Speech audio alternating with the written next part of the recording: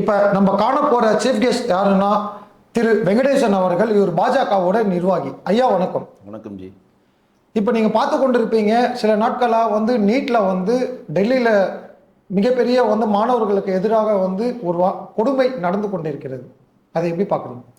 உங்கள் கேள்வியே முதல்ல அடிப்படையாக தப்பு. எந்த மாணவர்களுக்கு எதிராக கொடுமை நடக்குது? அங்கே எந்த மாணவர்கள் போராட்டம் பண்ணுறாங்க? நீட்டில் பாதிக்கப்பட்ட காக்ரோச் ஜனதா கட்சி, அது மாணவர்கள்ன்றீங்க. காக்ரோச் ஜனதா கட்சிக்கு மாணவர்களுக்கு என்ன சம்பந்தம்?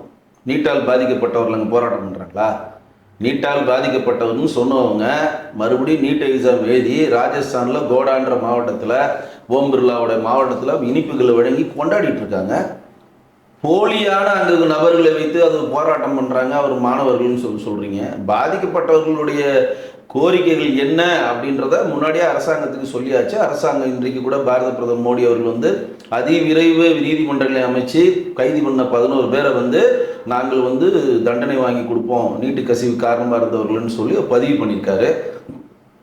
இங்கே இருக்கவங்க எல்லாம் இருக்கிற வேலையை விட்டு அமெரிக்காவிலேருந்து இங்கே வந்து அந்த தீப்தேன்றவன் ஆன்லைனில் மக்களை கூப்பிட்டு உசுப்பேற்றி இந்தியாவில் இருக்கக்கூடிய அனைத்து மக்கள்கிட்டும் ஆன்லைன் மூலம் வாங்க போராட வாங்க, மோடி அரசாங்கம் எதாவது போராட வாங்கன்னு சொல்லி தவறான பரப்புரை பண்ணி அங்கே மக்களை கூட்டி மாணவர்களை கூட்டுறன்ற பேரில் பல அதிநவீன வெளிநாட்டு சதிகாரர்களையும் காலிஸ்தான் பயங்கரவாதிகளுக்கு ஆதரவாக கொடுக்கக்கூடிய அந்த சீக்கிய நண்பர்களையும், இன்னும் சொல்லப்போனால் இந்த நாட்டை வந்து நேபாளம் மாதிரி மாற்றுவேன்னு சொல்லுகிற அந்த பிரிவினைவாதிகளையும், பாகிஸ்தானுக்கு போயிட்டு வந்து இங்கே வந்து இதில் கலந்துக்கிட்ட சோனம் பாக் போன்ற ஆட்களை வைத்தோம். துர்க்கி நாட்டுக்கு சுற்றுப்பயணம் போனாரான்னு தெரியல. துர்க்கி நாட்டு ஏர்லைன்ஸ் மூலம் வளர்ந்த ராகுல் காந்தியினுடைய பின்புலத்தின் மூலமாக தான் இந்த போராட்டம் முன்னெடுக்கப்படுகிறது. இது முதல்ல புரிஞ்சுக்கங்க. அப்போ வந்து அவர் வந்து ராகுல் காந்தியை வந்து நீங்கள் தீவிரவாதின்னு சொல்கிறீங்களா? தீவிரவாதின்னு சொல்லுங்க, போராட்டம் முன்னெடுக்கப்படுகுதுன்னு சொல்கிறேங்க. தீவிரவாதிக்கும் முன்னெடுக்கப்படுகுதுன்றத இதை புரிஞ்சுக்கங்க. தீவிரவாதிகளும் அங்கு இருக்கிறார்களா அப்படின்றதுக்கு ஒரு கேள்வி இருக்குல்ல. நீங்கள் போலீஸ் ப்ரொடெக்ட் பண்ணுறாங்கன்னா ஏன் ப்ரொடெக்ட் பண்ணுறாங்க? அப்போ அதை ஆதரிக்கிறார் ராஜீவ் காந்தி. ராகுல் காந்தி ஆதரிக்கிறார். அதனால தானே அவர் கடைசி நேரத்தில் பார்லிமெண்ட்டை முடக்கிறதுக்கான வேலையை பண்ணுறாரு. அவருக்கு வேண்டியது ஒரு காரணம், பார்லிமெண்ட்டை முடக்கிறதுக்கான ஒரு காரணம். ஹிட்டன்பர்க் ஒரு காரணம், பெககாசு ஊழல் ஒட்டுக்கேட்கு விவகாரம் ஒரு காரணம், ரபேல் போர் விமானம் ஒரு காரணம், பங்கு சந்தை ஊழல் ஒரு காரணம், இப்போ இது ஒரு காரணம். நாடாளுமன்றம் முடக்குவதற்கான காரணங்களை தேடி ராகுல் காந்தி அழைகிறார். இந்த காரணம் கிடைச்சவொடனே இதை பிடிச்சிக்கிட்டு தொங்குறாங்க. அவ்வளோதான். நாட்டில் எவ்வளோ பிரச்சனைகள் இருக்குது. நீட்டுன்றது நாட்டில் ஒரு சின்ன ஒரு பிரச்சனை. அந்த நீட்டும் பிரச்சனை கிடையாது. உச்சநீதிமன்ற உத்தரவின்படி காங்கிரஸ் ஆட்சிக்காரில் குலாம் நபி ஆசாதும் திமுகவுடைய காந்தி செல்வனும் சேர்ந்தா நீட்டோட விரைவு மசோதா கொண்டு வந்தாங்க. மசோதாவை நீதிமன்றம் கையில் எடுத்து அனைத்து மாநிலங்களிலும் நீட்டு கட்டாயம் சொல்லி நீதிமன்றம் சொன்ன உத்தரவை தான் பாஜக அரசாங்கம் செயல்படுத்துகிறது. இதில் எந்த ஒரு மாற்றம் இல்லை. நீட்டுன்றது ஏற்றுக்கொள்ளப்பட்ட ஒரு தேர்வு.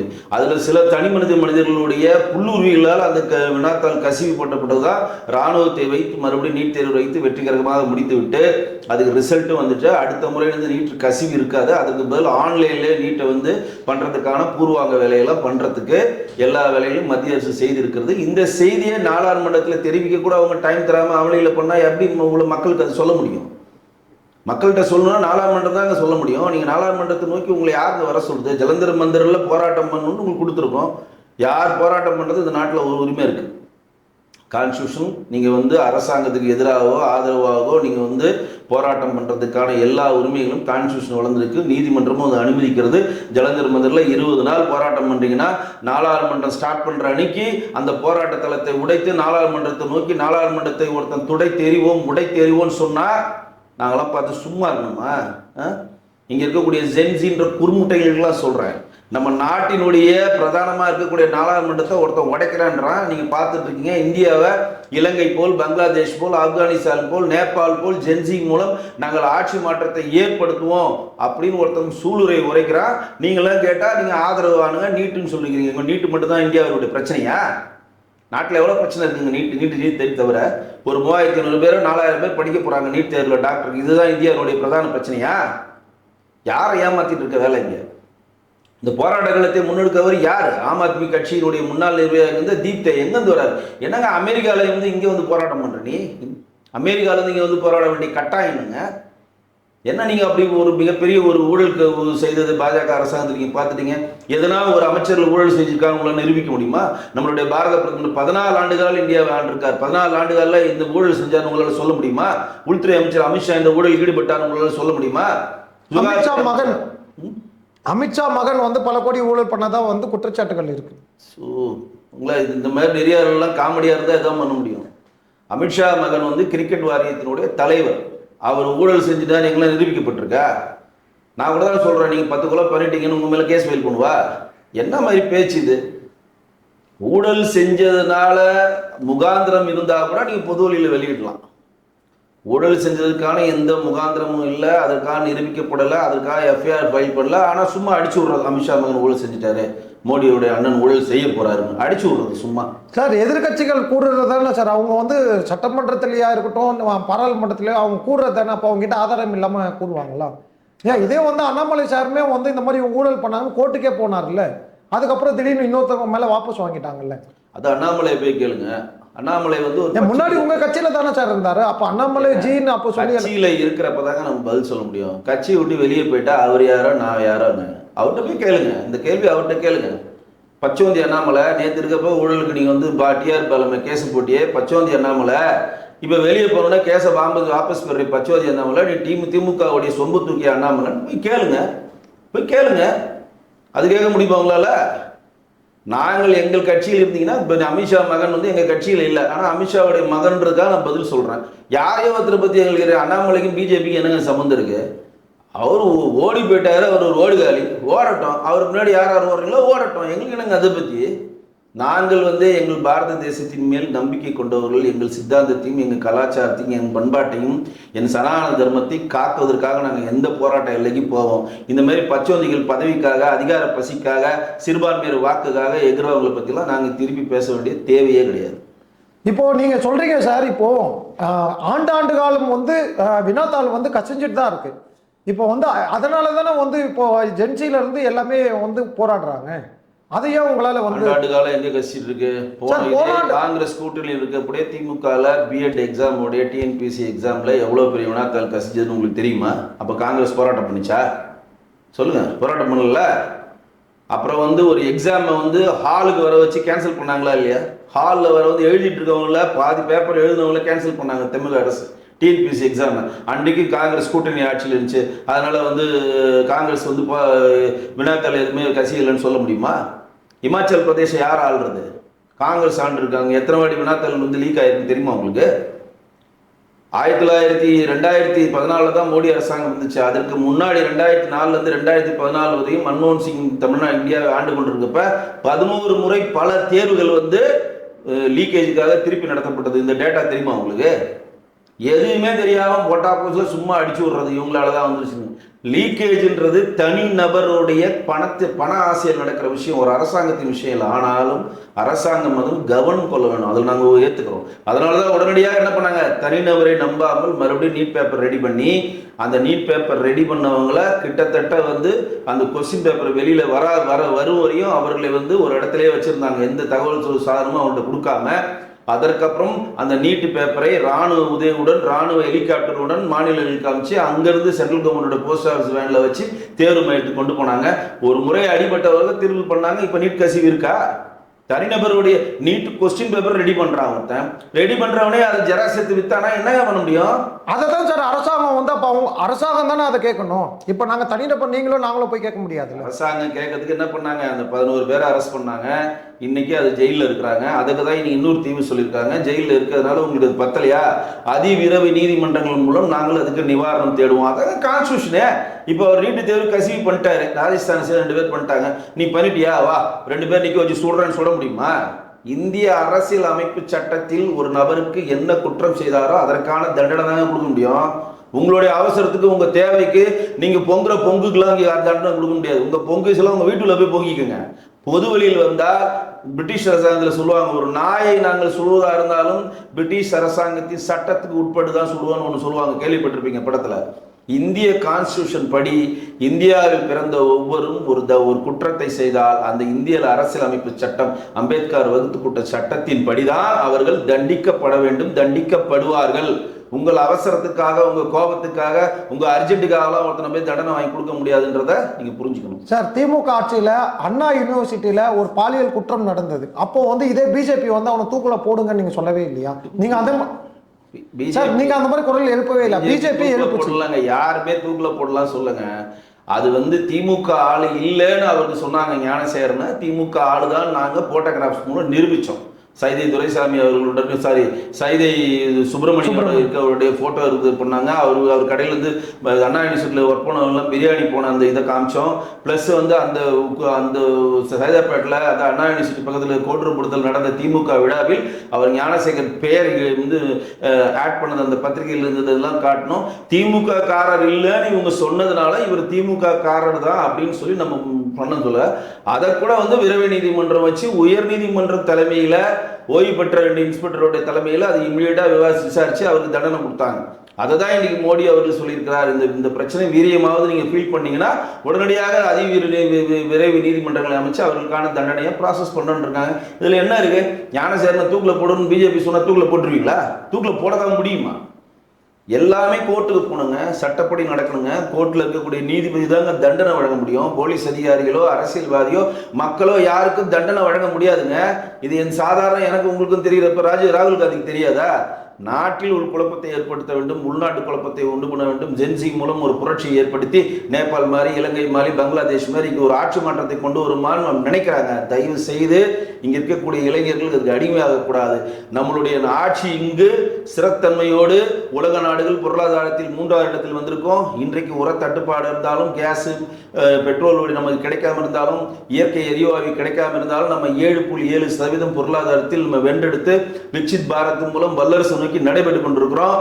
எவ்வளவு பெரிய விஷயத்தை சக்சஸ் பண்ணிட்டு இருக்கோம். ஹைட்ரஜன் ட்ரெயின் விட்டுருக்கோம், இன்னும் தனியார் மூலம் செயற்கைக்கோளை விட்டுருக்கோம். இன்னைக்கு எவ்வளவு சாதனைகள் நம்ம செஞ்சுட்டு இருக்கோம். இவ்வளோ உலகம் ஃபுல்லா போர் மூல சூழல் இருந்தாலும் நம்ம 7.7% பொருளாதாரத்தில் வென்றெடுத்திருக்கோம்னா அது என்னன்னா ஊழலற்ற ஆட்சின்ற ஒரே காரணத்துக்காக தான் நீங்க இருக்கக்கூடிய ஜென்சி ஆட்கள் புரிந்து கொள்ள வேண்டும். நீங்க நேபாள் இன்னைக்கு குழப்ப சூழ்நிலை இருக்குது. ஓலியை அமைச்சிட்டு இன்னொருத்தர் வந்தாரு, அவர் குழப்பமா இருக்கு. இலங்கை குழப்பமா இருக்கு, முழு கடல்ல இருக்கு. சைனால, பாகிஸ்தான்ல உள்நாடு குழப்பம் போயிட்டே இருக்கு. பலுஸ்தானுக்கு அவங்களுக்கு சண்டை, ஆப்கானிஸ்தான் அவங்களுக்கு சண்டை. நம்மளை சுற்றி இருக்க மியான்மர்ல நாடு ஆட்சி நடக்குது. நம்மளை சுற்றி மேல இருக்கக்கூடிய அனைத்து நாடுகளிலும் நிலைத்தன்மை இல்லாமல் எந்த இன்வெஸ்டர் ஒரு பயப்படுறாங்கன்னா, ஒரு இன்வெஸ்டர் ஒரு நாட்டில் வந்து இன்வெஸ்ட் பண்ணணும்னா அதற்கான நிலைத்தன்மையான ஆட்சி இருந்தால் தான் அவன் பண்ணுவான். இன்னைக்கு சுற்றி இருக்க நாடுகள் எல்லாம் அந்த போக்குல இருக்கு. இந்தியா நிலைத்தன்மையோடு இருக்கனால பொருளாதாரத்தில் முன்னேறி கொண்டிருக்கிறது.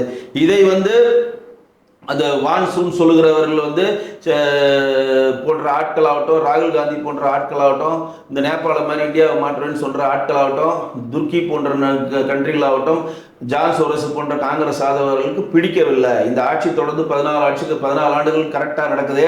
நம்ம எந்த தேர்தல் இருந்தாலும் நம்மளால ஜெயிக்க முடியல, தோத்து போறோமே. அப்ப இதை எப்படி மாற்றணுன்றதுக்காக இவர்கள் குறுக்கு வழியை தேடுகிறார்கள். அதை மக்கள் புரிந்து கொண்டு முறியடிப்பார்கள்.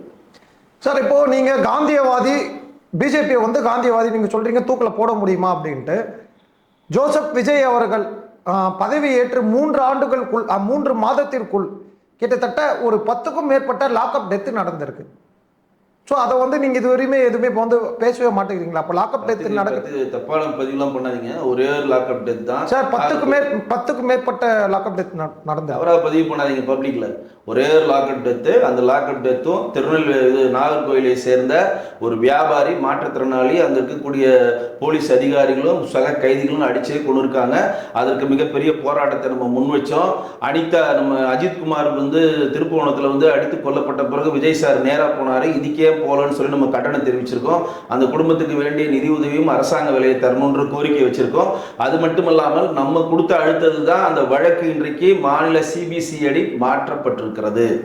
லாக்அப் டெத்து நடந்ததை நாம் கண்டிக்கிறோம். எதையுமே நம்ம வந்து ஊக்குவிக்க முடியாதுங்க. லாக்அப் டெத்து ஏற்றுக்கொள்ள முடியாதுங்க. இன்றைக்கு பொதுவெளியில் வந்தது இதுதான். அங்கொன்றுமா இன்று நம்ம பொதுவெளியில் பேச முடியாது. ஆந்தட்டிக்கா நடந்த ஒரு விஷயம். இன்றைக்கு நாகர்கோயில் சேர்ந்த வியாபாரி அவர்கள் உள்ளே லாக்அப் டெத் பண்ணவர் தான் மாற்றுத்திறனாளி. ஆனால் அஜித்குமார் அவர்கள் திருப்போணத்தில் இறக்கிறப்ப முதலாளால் வீட்டில் போய் கண்ணி சேர்ந்த மாண்புமிகு முதல்வர் திரு விஜய் அவர்கள் இன்றைக்கு உங்கள் ஆட்சியில் ஒருத்தர் லாக்அப் டெத்தில் செத்துருக்கா, ஏன் அங்கே போகல? இன்னும் சொல்ல போனா அந்த குடும்பத்துக்கு நிதி உதவி செய்ய யார் போனது? ஸ்ரீநாத் அமைச்சர் போயிருக்காரு. அவங்க அந்த நிதி உதவியை பெற்றுக்கொள்ள கொள்ள. உங்க நிதி உதவி வேணாம், ஒன்றும் வேணாம், இந்த இந்த இவர்களை அடித்த சிசிடிவி ஃபுட்டேஜ் அறிங்க அழிச்சிங்க, கோர்ட்டில் வைத்து அவங்களுக்கு தண்டனை பெற்றாதான் நான் உங்களுக்கு இந்த அரசாங்கம் கொடுக்குற நிதி உதவியை வாங்குவேன்னு சொல்லி அந்த குடும்பம் திருப்பி அனுப்பிச்சிருக்கிறது. இது எதுக்கு சொல்ல வரேன்னா, ஒருத்தரை கொண்டுட்டு போய் பணத்தை கொடுத்தா பேக்கப் பண்ணலான்னு தயவு செய்து திமுக ஆட்சியில் அப்படி நினைச்சதுனால தான் அன்னைக்கு திமுக ஆட்சி காலியாக போச்சு. அதே தான் விஜய் அவர்களும் ஃபாலோ பண்ணுறாரு. இது கண்டிக்கத்தக்கது.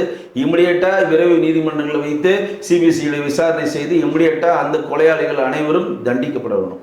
4க்கும் மேற்பட்ட 4 மற்றும் பல காவலில் வைக்கப்பட்ட மரணங்கள் மற்றும் சந்தேகத்திற்கு இடமான உயிரிழப்புகள் மாநிலத்தில் பதிவாகி உள்ளன. இருக்கலாம், ஆனால் பொது வழியில் வந்தது இதுதான். சந்தேகத்துக்கு உண்டான பார்வையெல்லாம் ஒரு அரசாங்கத்து மேலே பதிவு செய்ய முடியாது. பொது வழியில் வந்தது இதுதான். அப்படி பார்த்தீங்கன்னா ஆகாஷ்னு ஒருத்தர் இறந்தார். உங்களுக்கு மானாமதுரையில் அவர் பாடியே வாங்காமல் 3 மாதம் திமுக ஆட்சி போய் விஜய் ஆட்சி வந்த பிறகு கோர்ட்டு சொல்லுது இந்த பாடியை வாங்கியே அவங்க. அப்போ கூட வாங்க மாட்டோம், நீதி வேணுன்றாங்க. நாங்கள் சொல்லிட்டோம், வாங்குறீங்களா இல்லையா, இல்லை நாங்களே எடுத்து போய் போயிடுச்சுன்னு சொன்னோன்னு தான் அதுக்கு தீர்வு வந்துச்சு. அந்த மாதிரி சில மாவட்டங்கள் நடக்குது. இப்போ ஒரு டெத்து நடந்தாலும் 100 டெத்து நடந்தாலும் நம்ம கண்டிக்கிறதாங்க. ஆனால் திமுக ஆட்சிக்கும் தாவேக ஆட்சிக்கும் எந்த ஒரு வித்தியாசம் இல்லை அப்படின்றது தான் பட்ட பரிவதமான உண்மை. சார், இப்போ நீங்கள் பார்த்துருப்பீங்க, இப்போ லேட்டஸ்ட்டாக சினிமா டிக்கெட் இன்று ஜனநாயகன் படம் ரிலீஸ் ஆகுது. இப்போது டிக்கெட் கவுண்டர்லேயே 700 ரூபாயிலேருந்து 800 ரூபாய் வரையும் விலையை ஏற்றி முறைகேடாக விற்கிறாங்க. அதுவும் இணைய வளையமாக நீங்கள் டிக்கெட்டை வாங்கினீங்கன்னா அதுலேயும் 600 ரூபாயிலேருந்து 700 ரூபாய் செலுத்த வேண்டியது இருக்குது. இப்போ பார்த்தீங்கன்னா உள்துறையும் சரி உள்ளாட்சித்துறையும் சரி இவங்க கிட்ட தான். உள்துறை நம்ம ஜோசப் விஜய் சிஎம் அவர்கிட்ட இருக்குது. உள்ளாட்சித்துறை நம்ம ஆனந்த் கிட்ட இருக்கு. இப்போ 600 ரூபாயிலிருந்து 700 ரூபாய் டிக்கெட் வித்தா இது இவங்க ஆட்சி தாவேகா விஜய் அவர்கள் ஆதரிக்கிறாரா? இல்லை, ஆட்சி மாறினாலும் காட்சி மாறலைங்க. இது இதெல்லாம் நீங்கள் ஒன்றுமே பண்ண முடியாது. எந்த ஆட்சி வந்தாலும் இப்படி தான் நாங்கள் இருப்போம் அப்படின்றதுக்கான சாட்சி இது. நீங்கள் ஊழலற்ற ஆட்சியை கொடுப்போம், லஞ்சம் கொடுத்து வாங்கினவர்கள் விடமாட்டோம், கொடுத்தவர்களை விடமாட்டோம், வாங்கியவர்களும் விடமாட்டோம் அப்படின்னீங்க. இப்போ ஒரு தேட்டராக போங்க, வாங்கினவங்களாம் பிடிச்சி போடுவோம்ல, யார் வேணான்னு உங்களை? உள்ளாட்சித்துறை அமைச்சர் நீங்கள் தானே, உங்கள்கிட்ட தானே உள்துறை இருக்கிறது. உள்துறையிடம் போலீஸ் அதிகாரம் உங்கள்கிட்ட தானே இருக்குது. ஒவ்வொரு தேட்டர்லையும் போலீஸ் கண்காணிப்பு கொடுங்க. கவுண்டரில் ஒரு டிக்கெட் உள்ளே கிழிக்கிறவன்ட்ட கேளுங்க, டிக்கெட் எவ்வளோ வாங்கணும்னு கேளுங்க. அவன் 200 ரூபாய்க்கு வாங்கிட்டேன்னு சொன்னானா எந்த பிரச்சனையும் இல்லை. அவன் 600 ரூபாய் 700 ரூபாய்க்கு வாங்கினா அங்கே ஊழல் நடந்திருக்குல்ல. மக்களுடைய அன்றாட அவனுடைய பணம் அங்கே வீணடிக்கப்படுறதுல. இங்கே இருக்கக்கூடிய பைத்தியங்களை நம்ம என்ன பண்ணுறது? முதல் நாளே போய் நான் 600 ரூபா கொடுத்து பார்ப்பேன், 700 ரூபா கொடுத்து பார்த்தேன்னு பைத்தியங்கள் இருக்கிறவரையும் இந்த மாதிரி ஆட்கள் இருக்க தான் செய்வாங்க. இன்னைக்கு தமிழ்நாடு பாடல்கள் தருவதற்கு லைலா மணி ஒரு கூட்டத்தில் என்ன சொன்னார்? நான் 3000 ரூபாய் இப்பயே சேர்த்து வச்சுட்டேன் ஜனநாயகம் படம் பார்க்கறதுக்கு, நீங்களும் 3000 ரூபாய் சேர்த்து. ஏன்னா அப்பெல்லாம் 3000 ரூபாய் டிக்கெட்டு, நாங்கள் 3000 ரூபாய் இப்பயே நீங்கள் சேர்த்துங்கன்னு சொன்னவருக்கு தூக்கி நீங்கள் பதவியை கொடுத்துக்கிறீங்க. இந்த மாதிரி ஆளு பதவி கொடுத்தீங்கன்னா இன்னைக்கு ஒருத்தர் பர்வேஷன் ஒரு அமைச்சர் உட்காந்து அழுது நிற்கிறார். ஏன்டாருன்னா விஜயோட கடைசி இது அவங்க அப்பஞ்சத்துக்கு அழுது போனான்னு எனக்கு தெரியல. இதுக்கு உட்காந்து விஜயோட கடைசி படம், அதனால என்னால் முடியல, அழுக வருது. என்னையா என்ன நடக்குது நாட்டில்? இந்த மாதிரி அறிவார்ந்த சிந்தனை உள்ள அமைச்சர்கள் தான் நம்ம பெற்றிருக்கிறோம். அதில் நம்ம வாழ வேண்டிய கட்டாயத்தில் இருக்கிறோம். ஒரு அமைச்சர் ஒரு படத்தை பார்த்து அழுகிறாருன்னா என்ன கான்செப்ட்? கரூரில் 48 பேர் செத்து கிடந்தா அன்னைக்கு அழாத கண்கள். இன்னைக்கு நாகர்கோவில் ஒரு மாற்றுத்திறனால அடிச்ச லாக்கெட்டில் கிடந்தா அன்னைக்கு அழாத கண்கள். அமோனியா வாயில 27 பேர் செத்து கிடந்தான் போய் பார்க்காத அந்த கண்கள். டே டு டே பேசி பாலியல் வன்பதில் லாக்கெட்டில் டெய்லி செத்து நிற்கிறான், அதுக்கெல்லாம் கவலைப்படாத இந்த கண்கள். விஜய் கடைசி படம்னா அழுகுதுன்னா இவரெல்லாம் நடிப்பு. நான் எல்லாருமே நினச்சிட்டு இருக்காங்க அந்த ஜனநாயகம் படத்தில் விஜய் சார் தான் சிறந்த நடிப்பை வெளியிட்டிருக்காரு. இப்போ போதாக்குறைக்கு அருண்ராஜ்னு சொல்லியிருக்காரு. அருண்ராஜ் நானும் இதில் நடிச்சிருக்கேன், நானும் ஒரு நடிகன் ஆகிட்டேன்றார். சீனாஜ் சொல்லியிருக்காரு நான் இஸ்லாமிய நண்பராக நடிச்சிருக்கேன். இவர்களெல்லாம் சிறந்த நடிகர்கள் இல்லை, இந்த பர்வேஸ் போன்ற ஆட்கள் தான் சிறந்த நடிகர். இந்த நாட்டில் தமிழ்நாட்டில் சிறந்த நடிகர்களுக்கான விருது கொடுக்கணும்னா தமிழ்நாட்டில் இருக்கக்கூடிய தாவேகா அமைச்சர்கள் இருக்கிற பர்வேஸ் போன்ற ஆட்களுக்கு தான் விருது கொடுக்கணும். ஏன்னா ஸ்ரீநாத், விஜய் சாரு மற்றவர்கள்லாம் ப்ரொஃபஷனல் நடிகர்கள். இங்கே கிளிகிளிப்பாக நடிக்கிறானுங்க பார்த்தீங்களா? இவங்கள்கிட்ட தான் நம்ம நாட்டை ஒப்படைச்சிருக்கோம். இவங்கள்கிட்ட தான் நம்ம நல்லது செய்வாங்கன்னு எதிர்பார்க்குறோம். இவங்க தான் நம்ம நாட்டை திருத்தி நாட்டை நல்வழிப்படுத்தி நம்ம கிட்ட நல்லது செய்ய போகிறாங்க நான் நம்புகிறோம். வேற என்ன பண்ண முடியும்? நம்மளுடைய தலையெழுத்துதுன்னா வாழ்ந்து தான் ஆகணும். எதிர்கட்சியை சேர்ந்தவர்கள் சிஎம் விஜயை ஏதாச்சும் எலும்பு உடைப்பா அப்படி இப்படி, ஏன்னா இவர் அதுக்கான பதில் கொடுத்தாரு சிஎம் அவர்கள். நாங்கள் எம்எல்ஏவங்களாம் நாங்கள் சட்டசபையில் பூட்டிடுவோம் அப்படின்னு சொன்னார். அதுக்கான அவங்க பதில் கொடுத்தாங்க, அதுக்காக அரெஸ்ட் பண்ணிட்டாங்க. இதே இவங்க தாவேகாவை சேர்ந்த அமைச்சர்களும் சரி எம்எல்ஏக்களும் சரி எத்தனையோ 3 மாதத்தில் எவ்வளோ ஊழல் பண்ணுறாங்க, எத்தனையோ பாலியலில் ஈடுபட்டிருக்காங்க. ஏன் இவர் பதவியை தூக்காமல் வச்சிருக்காரு? அதை அது விஜய் சாரோடைய தனிப்பட்ட விருப்ப வெறுப்பு நடுவில் வருதுங்க. பதவியை தூக்கும் நீங்கள் போய் சும்மா சொல்றீங்கன்னா பதவியை தூக்க மாட்டேன் சார். அப்ப எதிர்கட்சியில இருக்கவங்கள மட்டும் உடனே கைது செய்றீங்க? அப்படி கிடையாதுங்க. அவங்க கைது செய்யறது வேற, பதவியில தூக்குறது வேற. இப்போ உங்க கட்சியில சேர்ந்தவங்கள பாலியல் இருக்காங்களா, அவங்கள கைது பண்ணணும்ல? அதாவது ஒரு நாள் நீங்க ஒன்று புரிஞ்சுக்கங்க, விமர்சனங்களை தாங்கிக் கொள்ள பக்குவம் இல்லாமல் தாவேக்கா இருக்கிறது. அது பட்ட பரிவதமா தெரியுது. மாரிதாசை காலைல கைது பண்ணீங்க, ஈவினிங்க டாடா காமிச்சு வெளியே வர்றாரு. அனிதா ராதாகிருஷ்ணனை காலைல கைது பண்ணுறீங்க, மத்தியானமே டாடா காமிச்சு வெளியில் வர்றாரு. இப்போ மார்க்கண்டேயனை கைது பண்ணியிருக்கீங்க. அவர் என்ன கைது பண்ணா, விஜய் நீங்கள் கதவை முன்னா உள்ள மண்டையை கையை காலை உடைப்பேன் அப்படின்னு அவர் சொல்றது உடைப்பேன்னு சொல்றீங்க. அவர் மார்க்கண்டேயனுக்கு நான் சொல்றேன், அவர் தமிழ்நாட்டினுடைய முதலமைச்சரை நீங்க முதுகெலும்பு உடைப்பேன்னு சொல்றதெல்லாம் ஏற்றுக்கொள்ள முடியாதுங்க. அவர் உங்களுக்கு இப்போ விஜய் சார் எனக்கு பிடிக்குதோ பிடிக்கலையோ, அந்த ஆட்சி எனக்கு பிடிக்குதோ பிடிக்கலையோ, அவர் தமிழ்நாட்டின் முதலமைச்சருங்க. அவருக்கான மரியாதை, அவருக்கான பாதுகாப்பை நம்ம தான் கொடுக்கணும். நீ கையை உடைப்பேன் காலை உடைப்பேன் நீ கிளம்புனா உங்ககிட்ட இருக்க தொண்டர்களும் கிளம்ப மாட்டானா? சார், அப்ப சட்டமன்றத்துல நான் போட்டி வச்சு அவரு அடி பண்ற மாதிரி தானே சொல்றேன். நீ அடி பண்ணா நான் திருப்பி அடி. சொன்னது உங்களுக்கு முதல்ல புரிஞ்சுங்க. அவர் என்ன சொல்றாருன்னா, நாங்க விஜய் சார் ஒரு சினிமா ஸ்லாங்ல என்ன சொல்றாரு, இவங்க நான் பேச மாட்டேன்னு சொல்றாங்க, நான் பேசினா எந்திரிச்சு ஓடிடுறானுங்க. அப்போ ஓடாமல் இருக்குன்னா நான் சபாநாயகர்கிட்ட கேட்க போறேன், இனிமேல் நான் பேச ஆரம்பிக்கிறப்ப சட்டமன்ற கதவுகளை நான் திறந்து மூடுங்கன்னு சொல்ல போறேன்னு சொல்லி ஒரு ஸ்லாங்ல சொன்னதுங்க. அதை போய் இதில் கம்பேர் பண்ணி நான் உள்ளே உடப்பேன்னு சொல்கிறதெல்லாம் அவர் உதயநிதியும் ஸ்டாலினையும் திருப்திப்பதுக்காக சொல்லிட்டு நீங்கள் உட்காந்துருக்காரு, ஜெயிலில் உட்காந்து கழிதுன்னுக்கிறாரு. அவர் என்ன மார்க்கண்டேயன் திடீர்னு முளைச்ச வீரர் அவர். இவ்வளோ நாள் ஏன்டா அந்த வீரர் முளைக்கலன்னா, இப்போ அங்கே மாவட்ட தலைவராக மூணாக பிரிக்கிறாங்க. அனிதா ராதாகிருஷ்ணன் சேர்த்து ஒரு மாவட்ட தலைவர் போஸ்டுவானுக்காக திடீர்னு பொங்குற பொங்கீஸ், இவ்வளோ நாள் பொங்கல அந்த பொங்கீஸ்.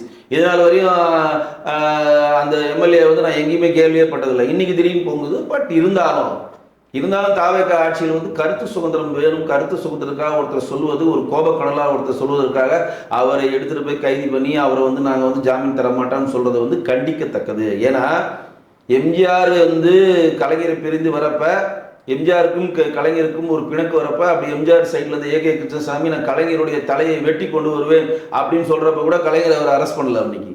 அன்னைக்கு பண்ணல. ஏன்னா இது ஒரு அரசியல்ல ஒரு மேடையில ஒரு ஃப்ளோவில் அங்கே இருக்கக்கூடிய தொண்டர்களை உற்சாகப்படுத்துறதுக்கு ஏதோ ஒன்று சொல்றது சொல்லி கடந்து போறாங்க. சகிப்புத்தன்மை அவர்கிட்ட இருந்துச்சு. இருவர் படம் பார்த்து, இருவர்னு ஒரு படம் மணிரத்னம் எடுக்கிறாரு, கலைஞர் அதை பார்த்துட்டு எதுவுமே சொல்லல, நல்லா இருக்கு போயான்ட்டார். அவர் நல்லா இருக்கு போயான்னு சொல்லி 2 நல்ல படம் காணாம போயிடுச்சு. அவர் அதை போய் நோண்டி விட்டுருந்தாருன்னா அது படம் ஹிட் ஆயிருக்கும். அப்படி அதனால தான் எடுத்துக்கிற படம் அப்படின்ட்டாரு. 4 நாள் அந்த படம் காணும், 20 படத்தையே காணும். 20 படம் மணிரத்னம் எடுத்ததே இங்கே தெரியாது. கலைஞருடையும் எம்ஜிஆருடைய வாழ்க்கையிலும், கருணாநிதி ஒரு வாழ்வியலும், ராஜாத்தி அம்மார் வாழ்வியலும், ஜெயலலிதா வாழ்வியலும், ஜானகி அம்மா வாழ்வியலும், அன்றைக்கே இருவர்னு ஒரு படத்தை மணிரத்னம் டைரக்ஷன்ல ஏஆர் ரஹ்மான் மியூசிக்ல எடுத்தாருன்னு இங்கே இருக்கக்கூடிய நிறைய பேர் மக்களுக்கே தெரியாது. ஏன்னா கலைஞர் போட்டு காமிச்சாரு, ஒண்ணுமே சொல்லாமல் போயிட்டாரு. அந்த படம் இல்லாமல் காணாமே போயிடுச்சு. தேவையில்லாமல் அதை சொரண்டி விட்டாதான் அது பெரிய பூதாகரமாகும். இதுதான் இங்கே இருக்கக்கூடிய பிரச்சனை. மார்க்கண்டேயன் அவர் பேசினதை நாங்கள் ஒரு கருத்து சுதந்திரமாக பார்க்குறோம், கருத்து சுதந்திரமாக மன்னிச்சு விடலாம். அதுக்கு இவ்வளோ பெரிய ஆக்ஷன் எடுக்கிறது நாங்கள் கண்டிக்கிறோம். அப்போ 3 மாதத்துக்குள்ளே நீங்கள் இத்தனை பேர் அரெஸ்ட் பண்ணுறீங்க, மாரிதாஸ் அரெஸ்ட் பண்ணுறீங்க, அனிதா ராதாகிருஷ்ணன் அரெஸ்ட் பண்ணுறீங்க, மார்க்கண்டேயன் அரெஸ்ட் பண்ணுறீங்க, வேணும்னா அவன் அறிவு அரெஸ்ட் பண்ணுறீங்க, இன்னும் யார் யார் உங்கள் அரசாங்கத்துக்கு எதிரான கருத்துக்கள் தெரியுங்களோ அரெஸ்ட் பண்ணிகிட்டே இருந்தீங்கன்னா, எங்களை மாதிரி யூடியூபர் பேசிக்கிட்டே இருப்போம், ஒரு 1000 பேர் பேசுகிறா, 1000 பேரையும் அரெஸ்ட் பண்ணுவீங்களா? கருத்து சுதந்திரன்றதை நீங்கள் என்னென்ன தவறுகளை செய்து சுட்டி காட்டுறதாங்க ஒரு ஊடகவியாளர் பத்திரிகையாளரோட வேலை. அது எங்களை செய்ய விடுங்க. எல்லாத்துக்கும் நீங்கள் சொன்னதான் செய்யணும். நீங்கள் சொல்கிறோம், நீங்கள் உங்கள் ஆட்சியில் தேனும் பாலம் ஓடுதுன்னு நீங்கள் சொன்னால் அது நாங்கள் சொல்ல முடியுமா? உங்கள் ஆட்சியில் எதுவும் நடந்துச்சு? உருப்படியாக ஒரு விஷயம் நடந்துச்சா? தாவேக்கா ஆட்சி இன்னைக்கு கிட்டத்தட்ட 50 to 55 நாட்களில் உருப்படியாக இந்த விஷயம் நடந்துன்னு சொல்லுங்க. அந்த சிங்கப்படையை தூக்கிட்டு வந்துருவானுங்க.